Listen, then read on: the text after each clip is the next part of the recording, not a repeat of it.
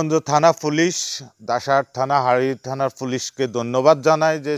সৈয়দার সাইফুল্লাহ দন্যপুর আমিনুল্লাহ কোম্পানির বাড়ি থেকে ফোন দেওয়ার মাত্রই যে তারা আজকে এই দুলালী নাজনীন ওই বাড়িতে থেকে মানুষের কাছে বিভ্রান্ত করতেছে আমি নাকি তাকে দিয়ে দেহ ব্যবসা করি অথবা তার অর্থ দিয়ে চলি, সে নাকি আমার সাথে থাকে। এবং আজকে যারা আসছিল ওই জায়গায় তারা বুঝতে পারছেন যে আসলে ওই মহিলাটা তো অথবা ওই বাড়ির লোকজনের যে গুজব রটাইতো যে আমি নাকি ওই বাড়িতে ওই মহিলাটাকে রাখছি, কিন্তু সবাই কাছে মুখোশটা উন্মোচন হয়েছে আসলে ওই মহিলার সাথে আমার কোনো দেখাও না, সাক্ষাৎও না। তাই আমার কিছু শুভাকাঙ্ক্ষী লোককে হাতে নিয়ে সে আমাকে বিভিন্ন ষড়যন্ত্র, হুমকি, ঠেট অথবা মিথ্যা মামলা দিয়ে ঘায়েল করার পরিকল্পনা অতএব সৈয়দা সাইফুল্লাহকে দিয়ে পুলিশকে ফোন দেয়, ফোন দিয়ে কফিল মেম্বারও আমাকে হুমকি দেয় যে মাদক দিয়ে নাকি সে প্রশাসনের কাছে আমাকে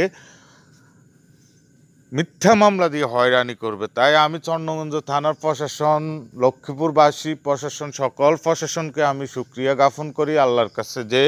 এই মহিলাটা লক্ষ্মীপুর এসে আমাকে অনেক বিভ্রান্ত করতেছে, বিভিন্ন জায়গায় ঠেট। অতএব সে আমার উদ্দেশ্যে যদি আসিয়ে থাকে অথবা আমি যদি তার হাজব্যান্ড হয়ে থাকতাম, সে আমার নাম ব্যবহার করে অন্য জায়গায় দেহ ব্যবসা না করে বিভিন্ন মানুষের বাড়িতে না থাকি সে আমার বাড়িতে থাকতো, আমার কাছে আসতো, কিন্তু আমি ইনজুরি আমাকে দেখতো, কিন্তু আমাকে না দেখি সে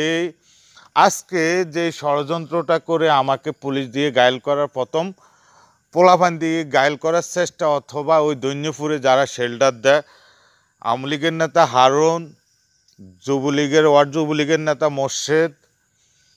এবং শ্রমিক লীগের নেতা ছিল এবং আওয়ামী লীগের নেতা আলতাফ মাস্টারের সন্তান সুদ্ধা, এরা কিছু সংখ্যক লোক ষড়যন্ত্র করে অতএব দুলালী নাজনীনকে ওইখানে রাখার জন্য আমাকে ওইখানের পোলাপান দিয়ে বিভ্রান্ত করে অথবা প্রশাসন দিয়ে ঘায়েল করার চেষ্টা করেছিল। তাই না পারি তারা আমার উপরে সাদা কাগজ, আমার জোরপূর্বক সাদা কাগজে সই নিয়ে আমি যেন ওই এলাকায় না যাই, ওই এলাকা যেন দুলালী নাজনীন তার রমরমার দেহ ব্যবসা যেন করতে পারে। আমি তাই